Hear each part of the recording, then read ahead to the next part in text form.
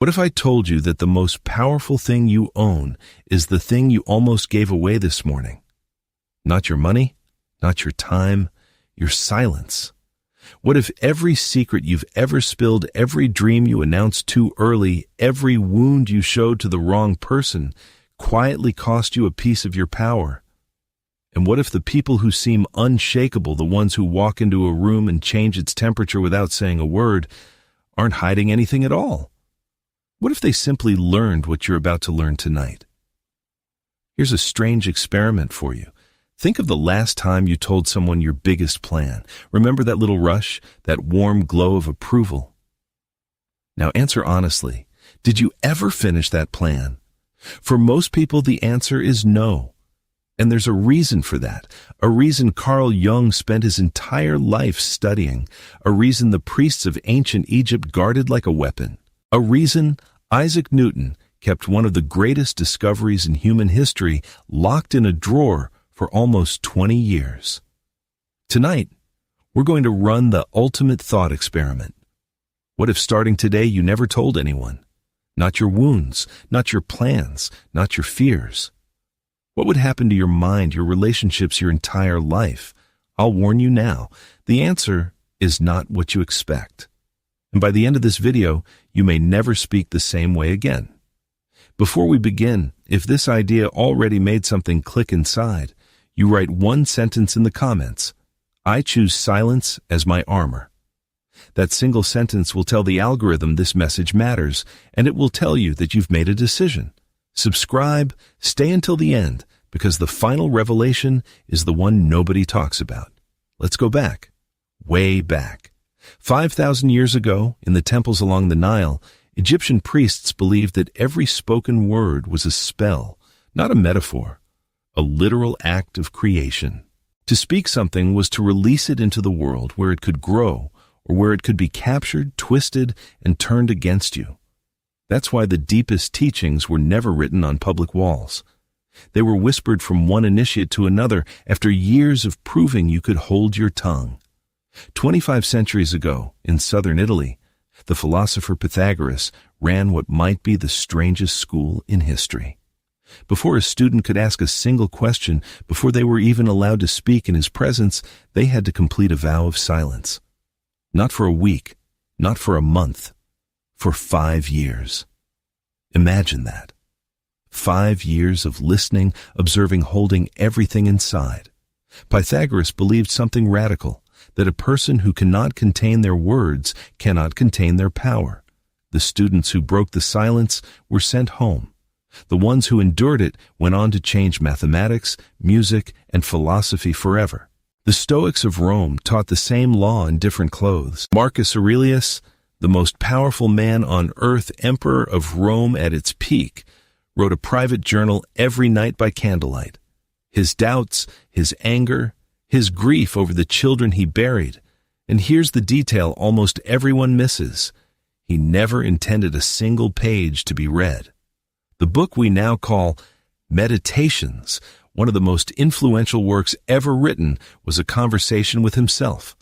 The emperor who ruled millions told his deepest truths to no one.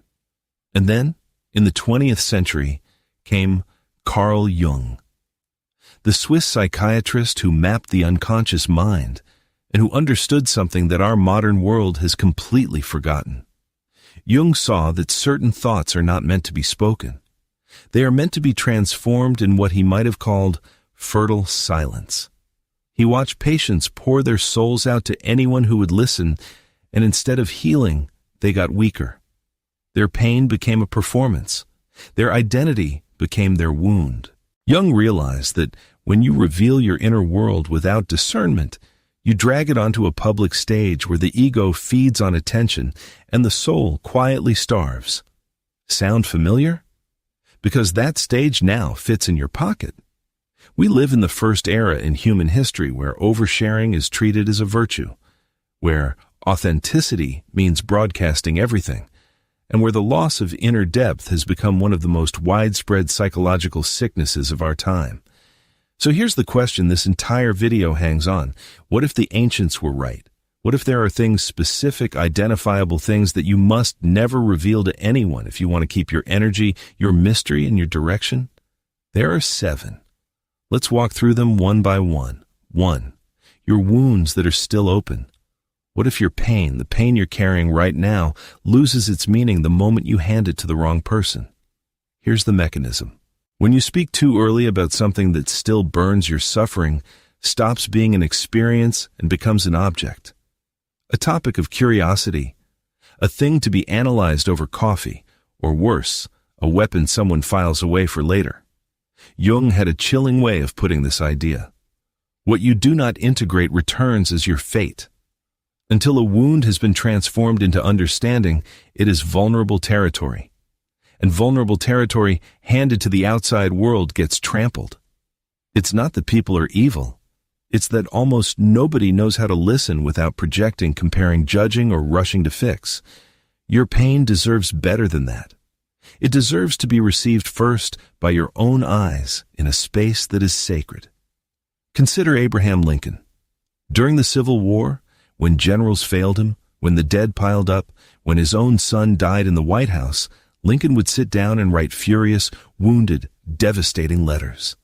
He poured everything onto the page. Every ounce of rage and grief, and then he put the letter in a drawer, unsent. After his death, historians found stacks of them marked, never sent and never signed. Lincoln understood, a century before modern psychology proved it, that the wound must speak, but not to an audience. The letter in the drawer healed him. The letter in the mail would have destroyed alliances, friendships, and possibly the war effort itself. Or look at Jung himself. In 1913, after his brutal break with Sigmund Freud, the man who had been like a father to him, Jung fell into what he later called a confrontation with the unconscious. Visions, inner voices, nights on the edge of what he feared was madness. Now ask yourself, what if he had announced all of this publicly, in real time? A psychiatrist confessing visions? His career would have ended in a week. Instead, he stayed silent, recorded everything privately, and let the wound become wisdom. That silence didn't just save his reputation. It produced the deepest work of his life. When the scar is ready, it will speak for itself. And by then you won't need to tell the story. Your presence will have already told it. 2. The exact direction of your most important projects. What if talking about your dream is the very thing that kills it? This one has actual science behind it. Psychologists have found that when you announce a goal and receive praise for it, your brain registers a reward as if you had already achieved something. The applause you get for the announcement partially satisfies the hunger that was supposed to drive the work. You traded the achievement for the feeling of achievement, and the feeling is cheaper. But the ancients knew this long before the studies. A new idea, while it lives only inside you, is not a structure. It's a spark. It needs darkness, stillness, secrecy the way a seed needs soil. Dig the seed up every day to show your friends and it will never grow roots. Isaac Newton invented calculus, one of the most powerful tools the human mind has ever produced, in his early 20s. While hiding from the plague on his mother's farm. And then he told almost no one. For roughly 20 years, the mathematics that would reshape civilization sat in his private papers. He refined it, tested it, built his entire system of physics on top of it all in silence. You can criticize Newton for many things, but notice the pattern. The work matured in the dark, and when it finally emerged, it emerged as an unstoppable, finished force. Nobody could argue with it because it was already complete. Ernest Hemingway guarded the same secret in his own craft. He was famously superstitious about discussing unfinished work, convinced that a story told out loud at the bar would never make it onto the page. The energy escapes through the mouth. Every writer who has ever excitedly described a novel to friends and then mysteriously lost all desire to write it knows exactly what he meant. And the moment you share a fragile idea, something else happens too. You stop building it for yourself and start building it for their eyes. You begin imagining their reactions, adjusting for their doubts, performing progress instead of making it. Your creative energy dilutes into their projections. So build in the dark, show the fruit only when the tree has roots. The world hasn't earned your project yet. You have. 3. Your invisible acts of kindness. What if the good deed you brag about stops counting the moment you mention it? There is a light purer than approval. When you do good in the shadows with no witness and no report, you touch a dimension of yourself that neither the ego nor the crowd can corrupt. But the instant you reveal it, even humbly, even wrapped in gratitude, the act shifts from your inner axis to an outer stage. Kindness becomes performance. Pure intention becomes a story you tell about yourself. You're no longer in the act. You're in its marketing department. The medieval philosopher Maimonides ranked the levels of charity almost 1,000 years ago, and his ladder is devastatingly precise. Near the bottom, giving publicly, hand to hand, so everyone sees. Near the very top, giving where the giver doesn't know who receives, and the receiver never learns who gave. Why? Because only that kind of giving is clean. Only that kind transforms the giver. In our own era, a businessman named Chuck Feeney built a fortune worth billions and then spent decades giving virtually all of it away in total secrecy. Universities received buildings from a donor they were forbidden to name. Hospitals rose from anonymous checks. For 15 years, almost nobody on earth knew he was one of history's greatest philanthropists. He flew economy class. He wore a $10 watch. When journalists finally uncovered him, they were stunned. Here was a man who had won the game completely and felt no need to tell anyone the score. That is what an intact soul looks like. What you do in secret speaks directly to something higher. Call it the divine. Call it your deepest self. Your soul knows. That's the only audience that matters. If you truly want to do good, do it and forget it. 4. The private tensions of your family. What if every time you complain about your family to outsiders, you're handing strangers the keys to your foundation? What happens inside the sanctuary of your home, between you and the people who raised you, or the person who shares your bed, must never become public material. Jung observed that the deepest wounds come from the closest circles, and they are also the ones that take the longest to understand. Speak about them too early, and you externalize a battle that hasn't found its root yet. You turn a process into a verdict, pain into complaint, and you lose the chance to turn it into transformation. Think about what actually happens when you tell a friend about your marriage problems, or your father's failures, or your sister's betrayal. You are asking for outside validation on an inside process that isn't finished. Your friend hears one angry snapshot and forms a permanent verdict. Months later, you've forgiven, you've understood, you've moved on, but your friend still carries the snapshot. They still look at your husband, your mother, your brother through the lens of your worst day. You healed. The story you released didn't. Leo Tolstoy's Marriage gives us the tragic version of this lesson. He and his wife Sophia fell into the habit of reading each other's private diaries and eventually of writing their grievances, knowing the other would read them. Their intimate wounds became documents, then ammunition. Then, after his death, dueling memoirs fought over by scholars for a century. A family's sacred pain turned into public archive. Whatever chance those two people had of quietly understanding each other died the moment their tensions gained an audience. To be clear, real abuse must be reported. Real violence must be named to the right people with real consequences. That is not what we're talking about. We're talking about the ordinary friction of family life, the temporary anger, the fragment of disappointment that becomes poison only when you pour it into other people's ears. Take it to your journal. Take it to God. Take it to your own depths. Protect your intimacy like a temple, because what you expose too early can be stolen, emptied, or turned against you. 5. Your spiritual visions and deepest intuitions. What if the most sacred experience of your life becomes an anecdote at a dinner party the moment you describe it? Not everything born in the depths of your soul is meant to surface. Some inner experiences are so subtle, so pure, that telling them too early or to the wrong person is a kind of desecration.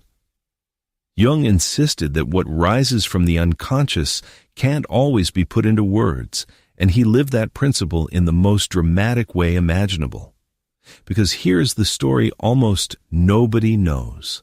For 16 years, Jung worked on a private book, a massive red leather volume filled with his visions, his dialogues with inner figures, his paintings of mandalas and serpents and gods, all rendered in medieval calligraphy, like an illuminated manuscript from another century. It was the raw record of his descent into his own unconscious, the source code of every theory that later made him famous. And what did he do with it? He locked it in a cabinet. He showed it to almost no one. After his death, his family kept it in a bank vault in Zurich for decades. The Red Book was not published until 2009, nearly half a century after Jung died. The greatest explorer of the inner world kept his own maps secret for his entire life. Was that fear? No, it was protection.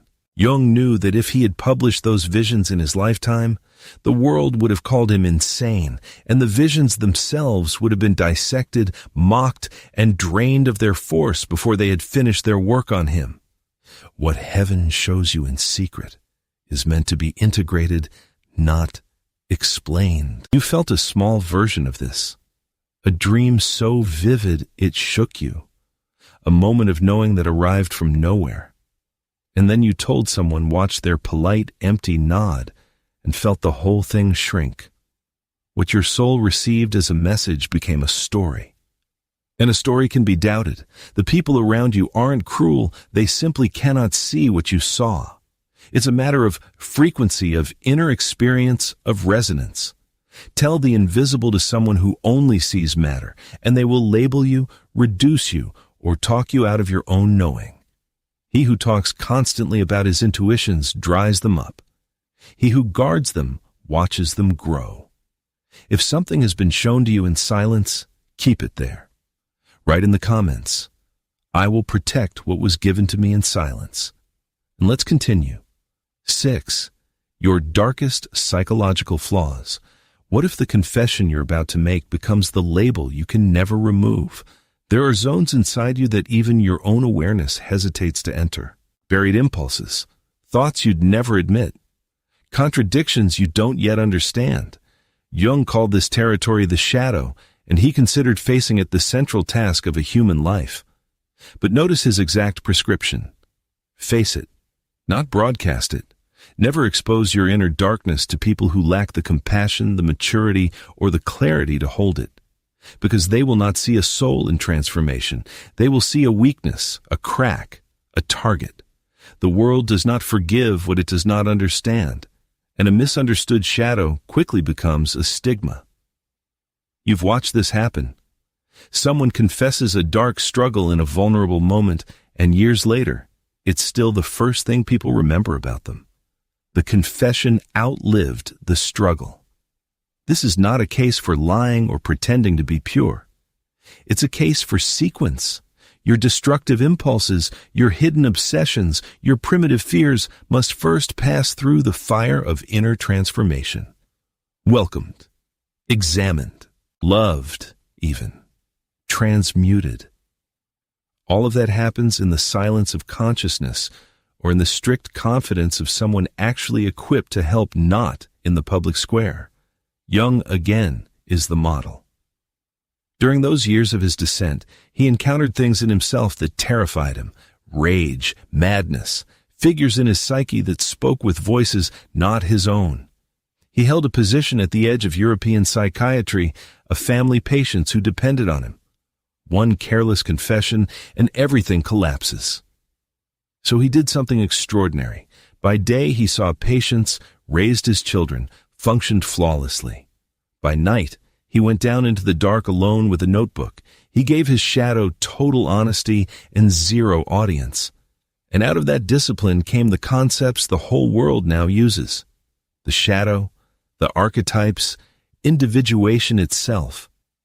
Hand your chaos to someone who has never faced their own, and you're offering a mirror to a person who refuses to see their own face. You'll harvest rejection or worse, pity. Your psyche needs neither. It needs your attention, your courage, your presence. And when you have truly crossed your shadow, you won't need to talk about it. Your light will say it for you. 7. The truths the world refuses to accept. What if being right too early is indistinguishable from being wrong? Some realizations aren't chosen. They're forced on you by experience, by solitude, by pain. Disturbing truths about love, about death, about society, about the absurdity of rules everyone else obeys without thinking. You feel them in your body. You know them in your bones. But the world is not ready because the world is attached to its illusions, its comfortable stories. Jung captured the whole tragedy in one line of thought. The one who looks inside awakens, and the awakened always disturb those who are still asleep. History is a graveyard of people who spoke the truth one generation too soon. Let me tell you about the most heartbreaking one. Vienna, the 1840s. A Hungarian doctor named Ignaz Semmelweis notices something monstrous. In the maternity ward run by doctors, mothers are dying of fever at horrifying rates, while in the ward run by midwives, they mostly survive. The difference? The doctors were coming straight from autopsies to deliveries without washing their hands. Semmelweis ordered hand washing with a chlorine solution. Deaths collapsed almost overnight. He had just discovered one of the most important medical truths in history. And what did he do? He announced it. Loudly, angrily, he accused the medical establishment of killing mothers with their own hands, and the establishment destroyed him. They were insulted by the suggestion that a gentleman's hands could carry death. He was mocked, marginalized, driven out of Vienna. His rage grew, his letters became wild, and eventually he was lured into an asylum, where he died beaten by the guards. 2 decades later, Pasteur and Lister proved germ theory, and the world quietly adopted everything Semmelweis had said. Today, hospitals are named after him. The truth won. The man who shouted it too soon was crushed. Now contrast him with Charles Darwin. Darwin grasped natural selection in the late 1830s and understood immediately that it would detonate underneath everything his society believed. So, what did he do? He waited. For 20 years. He gathered evidence, anticipated every objection, built an argument so massive it could not be dismissed, and lived quietly and respectably among the very people his idea would devastate. When On the Origin of Species finally appeared, the storm came, but the truth was armored, and Darwin survived to see it triumph. Same century. 2 men, 2 truths ahead of their time. The one who spoke immediately was destroyed. The one who ripened in silence changed the world. Some truths must first be lived in silence, embodied, integrated. And when your presence itself begins to express them, people will come and ask you to speak. That's how you'll know the ground is ready. He who speaks too fast gets buried. He who holds his revelations in the fire of silence eventually becomes the fire. So far, we've covered what you consciously know you shouldn't say. But here's where it gets uncomfortable. There's a second category. Things you believe are harmless to share that poison your balance every single time. They slip out disguised as honesty, as venting, as just being real. These are the 7 silent truths, and the first one is the most common confession in the modern world. 1. Your need for validation. What if the sentence, "I just want to be appreciated," is the most expensive sentence you can say out loud? You tell yourself it's innocent. You just want to be understood, supported, seen. But deep down, you know what it really is. You want confirmation that you exist, that you matter. And the moment you express that need, you hand someone a lever. Jung understood the mechanism. The more the ego demands approval, the further it drifts from the true self. The need for validation is an inner vacuum you're trying to fill with outside eyes, and eyes are the one thing you will never control. Watch what happens in real life. You tell someone you feel invisible, overlooked, unappreciated. They comfort you, and something shifts in the relationship. They now know the price of your peace. Some people, without even meaning to, begin to spend that knowledge. Approval given, then withheld. Warmth offered, then rationed. And you, without noticing, start performing for your dose. But if you keep the need silent and face it instead of announcing it, something else becomes possible. You trace it back to its source. An old wound, a love that was refused, a place at the table you never got. And in that private confrontation, you take your power back. You stop begging to be seen and start becoming impossible to ignore. Don't seek to be validated. Seek to be real. Reality needs no witness to exist. 2. Your unspoken ambitions for power and influence. What if announcing your ambition is how you recruit your own enemies? There is a force in you that wants to rise, to lead, to leave a mark. Jung would have recognized it as ancient archetypal energy, the king, the magician. It is not a sin, but spoken too early before it's anchored, it becomes a dangerous exposure. The moment you reveal your desire to climb the people around you, stop hearing you neutrally. They filter you through their jealousy, their fear, their own buried ambitions. What you carried as a private mission arrives in their ears as a threat, and the quiet sabotage begins. The subtle resistance. The friends who suddenly need to remind you of your place. The old courts of Europe and China understood this so well that entire manuals of statecraft repeat the same warning: never outshine the master, never announce the throne you intend to take.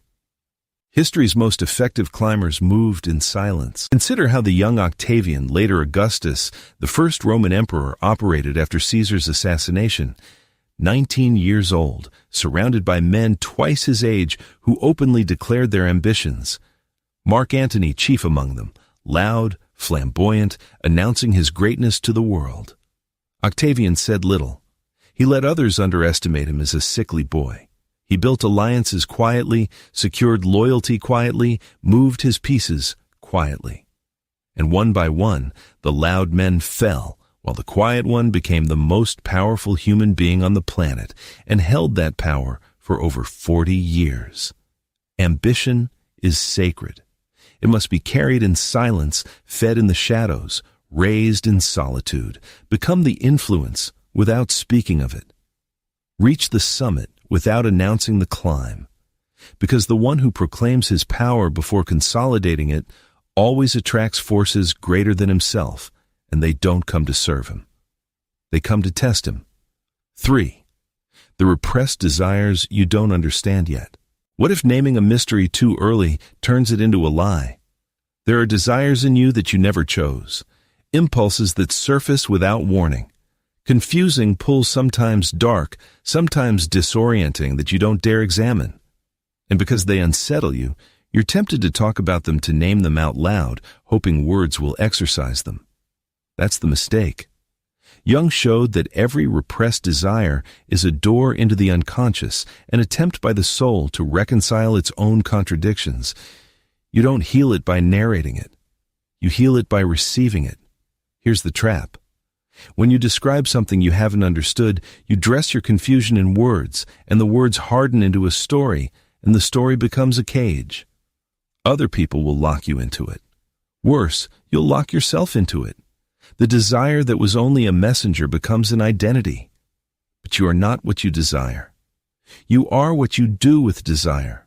So when something strange rises in you, an urge to dominate, to flee, to destroy, to possess, to disappear, don't rush to confess it. Observe it. Write it down where no one will read it. Breathe. These movements are revealing something ancient, a lack, a wound, a truth you haven't yet dared to face. Share it prematurely, and other people will supply their interpretations, their ready-made answers, and in your weakness, you'll grab one and wear it. And it will carry you further from your own truth. Guard what you haven't decoded. The day will come when you understand, and only then will you know whether it needed to be spoken or transcended in silence. 4. The old grudges you nurture in secret. What if every time you retell a betrayal, you renew its contract? There are pains you claim to have forgotten that your unconscious still cherishes like burning scars. You speak of forgiveness.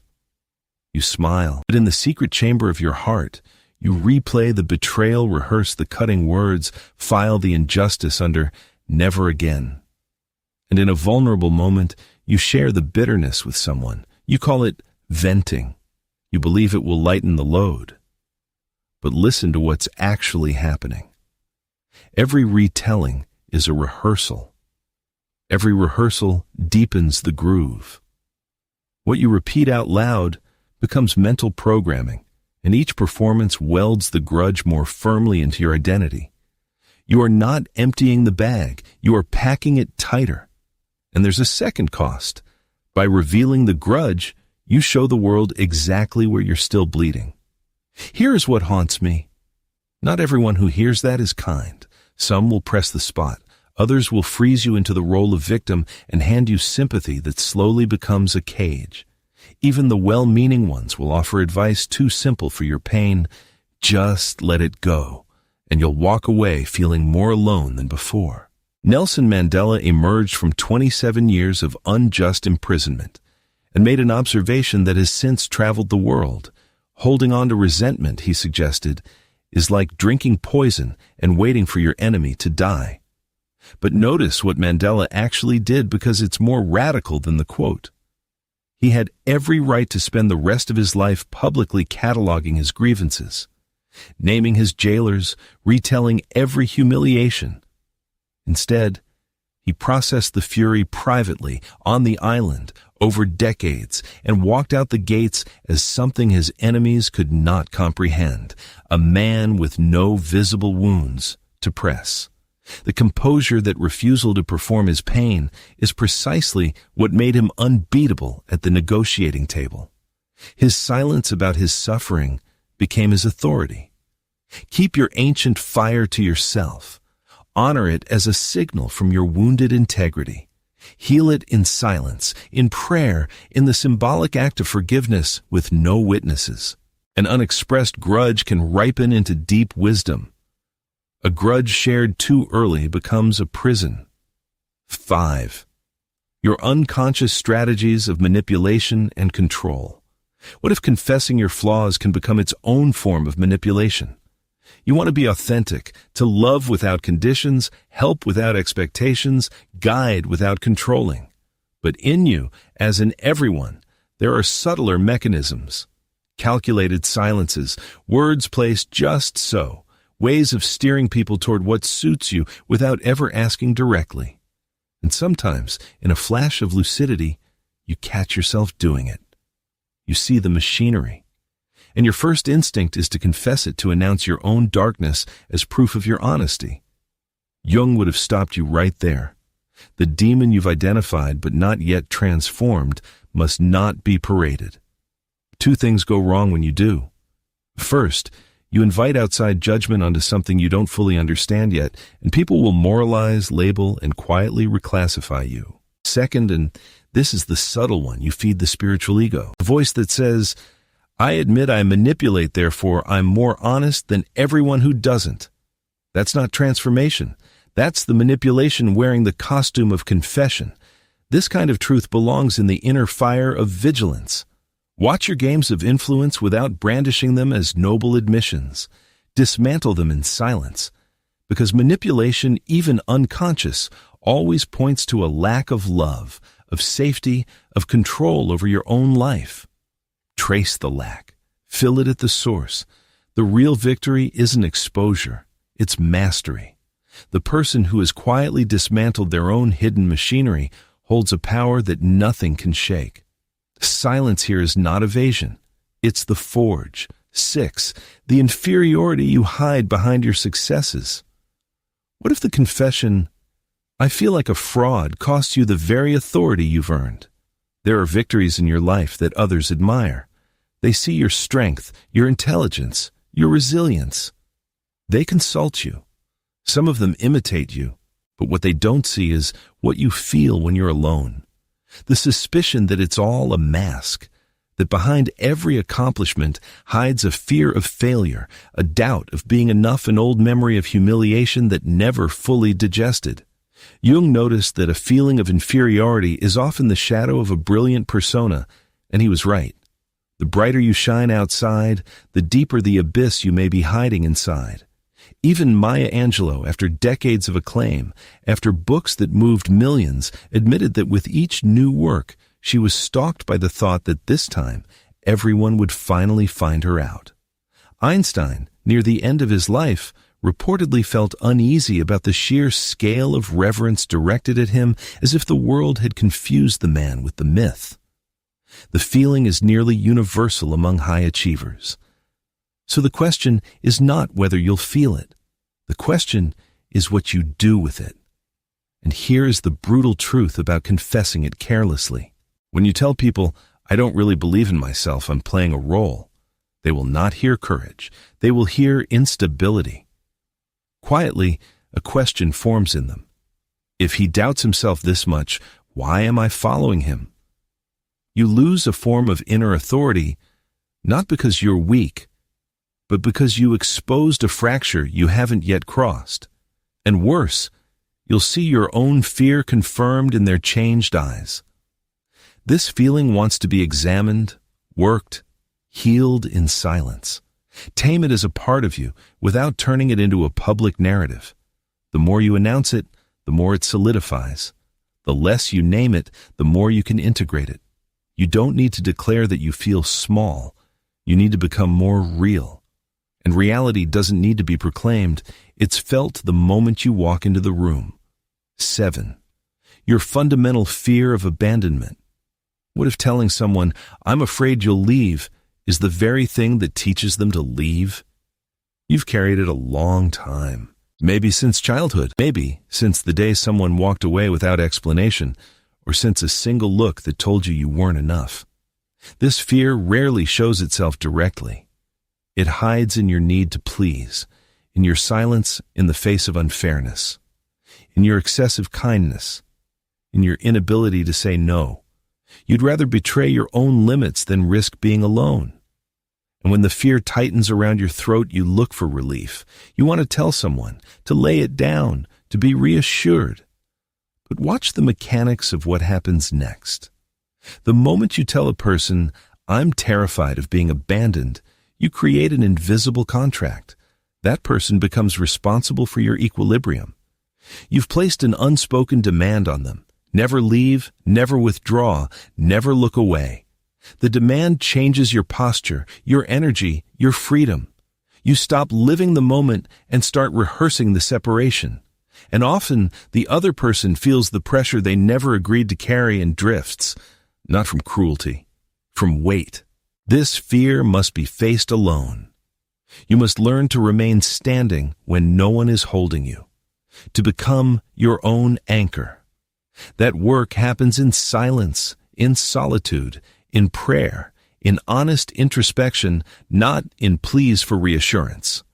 Speaking your fear of abandonment invites it back into the room. Carrying it with dignity begins to disarm it. You will only be free on the day you no longer need to beg anyone to stay. Knowing what to hold back is the beginning, but knowledge alone changes nothing. What if silence could be trained like a muscle? It can.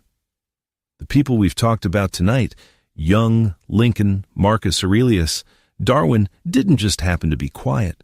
They practice specific disciplines. Here are 7 of them. Concrete, daily, starting tonight. Discipline 1.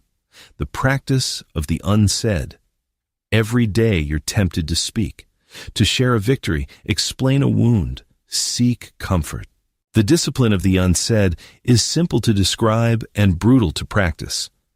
You consciously choose not to verbalize what is still gestating inside you, not hiding, not fleeing, holding. It starts with one question.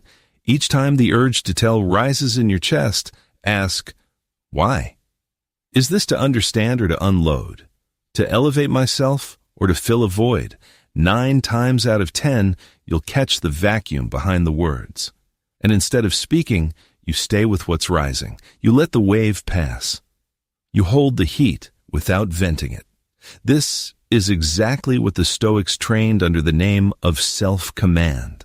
Epictetus, who began life as a slave and became one of Rome's most respected teachers, told his students to be mostly silent, to say only what was necessary, and to notice how much of ordinary speech was just leakage. Try it for one single day, and you'll be shocked. Count how many of your sentences exist only to fill space to fish for reaction to discharge discomfort. What you don't say begins to transform. It ripens. When the right moment comes, if words are needed, they arrive clearer, sharper, more aligned. Practice the unsaid long enough, and you develop a rare inner power. You no longer depend on any outside ear. You become your own witness. Discipline 2. The shadow journal. What you cannot say to others and sometimes refuse to say even to yourself becomes an inner poison if it has nowhere to go. Jung's answer was a practice he performed for decades. Give the unspeakable a page. Before the famous Red Book, Jung kept a series of plain black notebooks. Into them went everything: the visions, the shameful thoughts, the fantasies, the fears, the conversations with figures from his own depths. No filter, no mask, no audience. That was the entire point. The notebooks were sacred precisely because no one would ever grade them. Your shadow journal works the same way. It is not a diary of your day. It is a sealed room where you deposit what you cannot carry. You write what moves through you, even if it's absurd, shameful, ugly. You don't analyze. You pour. And something strange happens over weeks and months. Reading your own unfiltered pages, you meet the parts of yourself you'd been fleeing. You put words on your knots, and what you dare to look at directly begins to lose its power over you. One rule is absolute. This notebook is never shown. Not to your partner, not to your best friend. Its protection is what makes your honesty possible. Lincoln's unsent letters. Marcus Aurelius writing to himself. Jung's black books in a locked drawer. 3 of the most composed figures in history, and all 3 had the same secret. A private page that absorbed what the world was never meant to hear. You don't need to confess to a person to get free. You need to reveal yourself to yourself. Every word you set down there is energy reclaimed. Discipline. 3. Strategic silence in your relationships. You've been taught that closeness means full disclosure, that trust is built by confessing everything. But watch real relationships closely and you'll see something else. In many of them, the more you talk, the less you're heard. The more you open, the more you're measured. Jung explained why. Human bonds are woven with projection. What another person sees in you is never entirely you. Feed them raw material too fast, and they'll build a version of you out of their own wounds and limits, and then relate to that version instead of to you. Strategic silence is the ability to keep what truly defines you for those who have earned it. To listen without always answering. To be present without always being exposed. It's not distance, it's sovereignty. You learn to discern who listens with goodwill and who collects information for comparison. You observe. You test with small things before trusting with large ones. You never rush. Remember Pythagoreans and his 5-year silence? Here's the part of the story that matters most. Those students weren't being punished. They were being trained in exactly this, the capacity to be in a community surrounded by voices and still hold their center. The ones who completed the training were said to carry a different presence for the rest of their lives. People sensed they didn't leak, and people trust a vessel that doesn't leak. Practice this filter and you'll notice the same effect. Others begin to respect you without quite knowing why. You become dense, solid. Your silence in a relationship is not absence. It's a boundary that says, I am here, but I do not hand myself to just anyone. Discipline. 4. The morning ritual of recentering. The moment you open your eyes, the world grabs for you. Notifications, messages, other people's emergencies. Most people enter the day in reaction like a puppet pulled by invisible strings, and then wonder why by noon they've said 3 things they regret. Jung was insistent on this point. Without a strong center, you are defenseless against every projection, every identification, every illusion the day throws at you. The ritual is almost embarrassingly simple. Before you speak to anyone, before you touch your phone, you turn toward yourself. You sit. You breathe. You ask one question. What is living in me today? And you let the answer rise, an emotion, a word, a silence. Then you set one anchor sentence for the day. Something like, I remain centered no matter what arrives. Whisper it or think it. 2 minutes, maybe 5. This is not a modern wellness trick. It's one of the oldest practices of powerful people. Marcus Aurelius opened his private notes by preparing himself each morning for the difficult people he would meet that day, rehearsing his composure before the world could test it. The most powerful man alive armoring his inner state before breakfast. Skip this ritual and you enter the day as open territory. Keep it and you enter as the owner. You'll notice something else too. A centered mind knows instinctively what to say and what to keep. Most regrettable words are spoken by people who were scattered before they were careless. Discipline 5. The art of answering without revealing. Every day people probe you. How are you really? What are you working on? What do you think of her? And by reflex you equate honesty with transparency. But here's the distinction that changes everything. You can be completely authentic without being completely readable. The awakened person doesn't say everything they think. They choose what serves. Answering without revealing is a craft, not lying, not evading, selecting. How are you? Moving forward, true and closed. What are you working on? Something I'll show you when it's ready. True and sealed. What do you think of him? I'm still forming my view. True and safe. Each answer is honest. None of them bleeds. Benjamin Franklin trained himself in exactly this. As a young man, he was argumentative, opinionated, quick to declare everything he thought, and he noticed it was costing him allies. So he rebuilt his speech deliberately. Fewer absolute statements, more questions, opinions offered softly or not at all.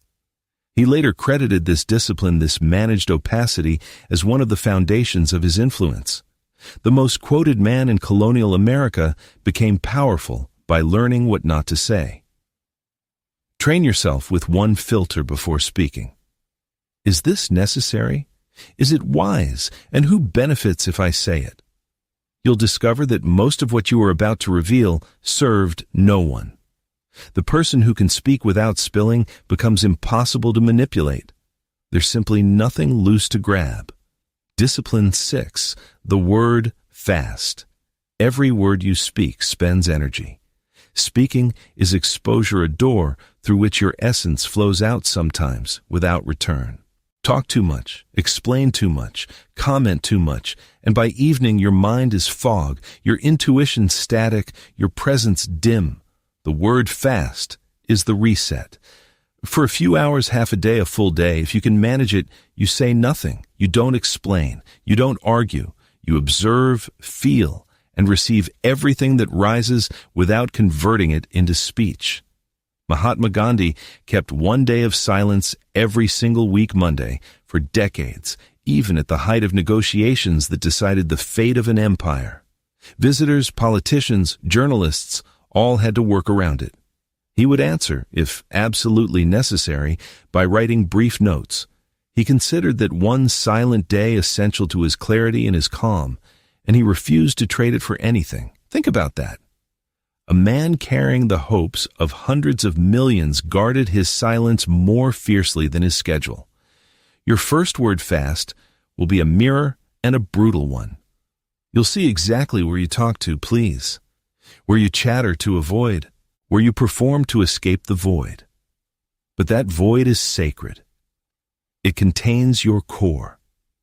Fast from words regularly, and when your voice returns, it returns changed, precise, weighted, deliberate. The one who knows how to be silent is the only one whose speech ever becomes an event. Discipline 7. The symbolic anchor. Some truths cannot be spoken, not because they're forbidden, but because they're too vast for words. Intuitions, griefs with no name, calls of the soul. Carry them with no outlet, and they begin to leak into your sleep, your moods, your body.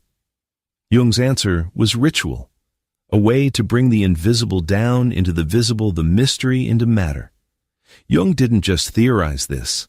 He built it. On the shore of Lake Zurich, at a place called Bollingen, he constructed a stone tower with his own hands. No electricity, no running water, a private sanctuary where he retreated for weeks at a time. There he chopped his own wood, cooked his own food, and carved his unspeakable insights directly into stone. Images, inscriptions, symbols that said what sentences couldn't. He called the tower a place where he could become what he most deeply was. The father of analytical psychology, the man who understood words better than almost anyone alive, chose stone and silence for his deepest truths. You don't need a tower. You need a corner. Choose one spot in your home, tiny as fine, and make it a sanctuary. Place one object there that speaks to you, a stone, a candle, a symbol. And whenever an unsaid truth is suffocating you, whenever a secret grows heavy, you go there, you sit, you breathe.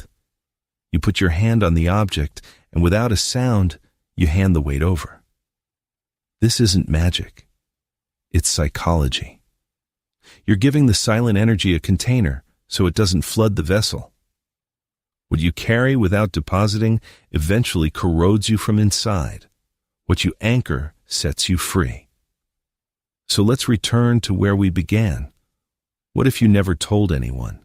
Now you know the answer, and it's stranger than you expected. Because the answer is not that you'd become closed, cold, or alone. The answer is that you'd become concentrated. The modern world has confused authenticity with exhibition. It taught you that to be real, you must share everything. That to be free, you must say everything. That to be loved, you must show everything. But every word has weight.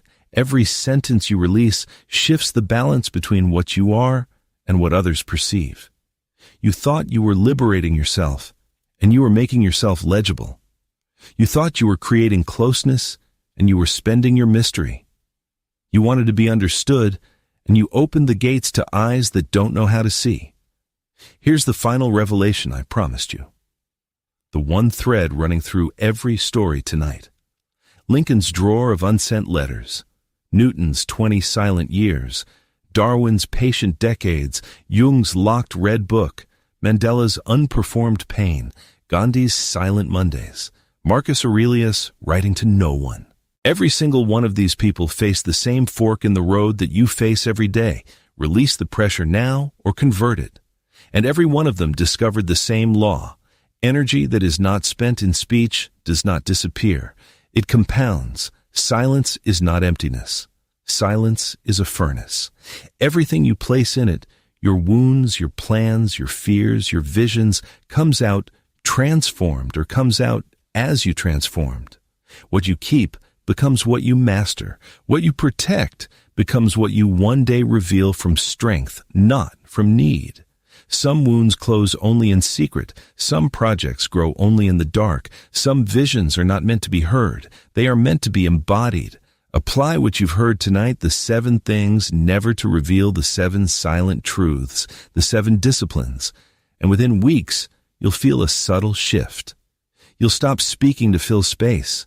You'll stop chasing validation. You'll start inhabiting your life without justifying it.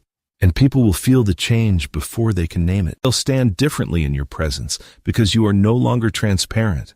You are deep. And depth commands a respect that noise can never buy. So choose your words carefully, but choose your silences even more carefully. If this message reached something in you, don't keep this one secret. Share this video with one person who speaks too fast, too loud, too often, someone who deserves to find their center again. Write in the comments, "I choose silence as my armor." And subscribe to What If World, because the next question we're going to ask might change how you see everything. Until then, guard your fire and let the silence do its work.